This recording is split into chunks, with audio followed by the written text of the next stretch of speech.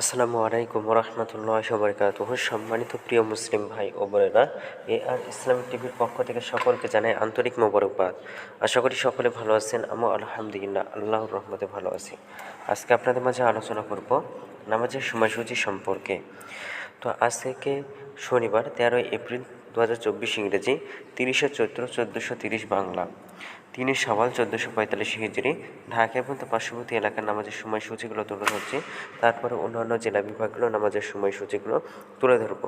আজকে ঢাকা এবং তার পার্শ্ববর্তী এলাকার তাহাজ্জুদ এবং সেহরির শেষ সময় হলো 4:36 আজকে ফজর ওয়াক্ত শুরু হয়েছিল 4:21 এবং শেষ হয়েছে 5:38। জোহরের রক্ত আজকে শুরু হয়েছে 12টায় এবং শেষ হবে 4:30।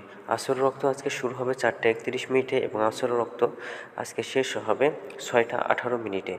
মাগরিবের রক্ত আজকে শুরু হবে 6:22 এবং মাগরিবের রক্ত আজকে শেষ হবে 7:36। এশার রক্ত শুরু হবে 7:37, শেষ হবে 4:16। আজকে সূর্যাস্ত যাবে 6:20 এবং আজকে সূর্যোদয় হয়েছে 6:39। এগুলো ঢাকা এবং তার পার্শ্ববর্তী এলাকার নামাজের সময়সূচি।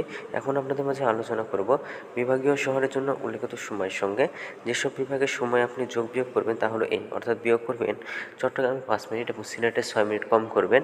ঢাকা এবং তার পার্শ্ববর্তী এলাকায় যে নামাজের সময়সূচিরা রয়েছে সেখান থেকে চট্টগ্রামে 5 মিনিট এবং সিলেটে 6 মিনিট কম করে গণনা করবেন, তাহলেই হবে। যোগ করবেন খুলনাতে 3 মিনিট, রাজশাহীতে 7 মিনিট, রংপুরে 8 মিনিট, বরিশাল 1 মিনিট বেশি করবেন।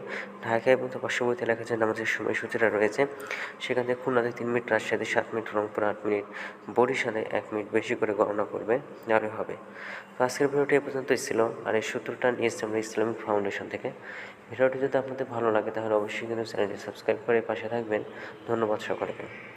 নিজে ভালো থাকুন, সুস্থ থাকুন, অপরকে ভালো রাখুন। আসসালামু আলাইকুম রহমতুল্লাহি ওয়া বারাকাতুহু।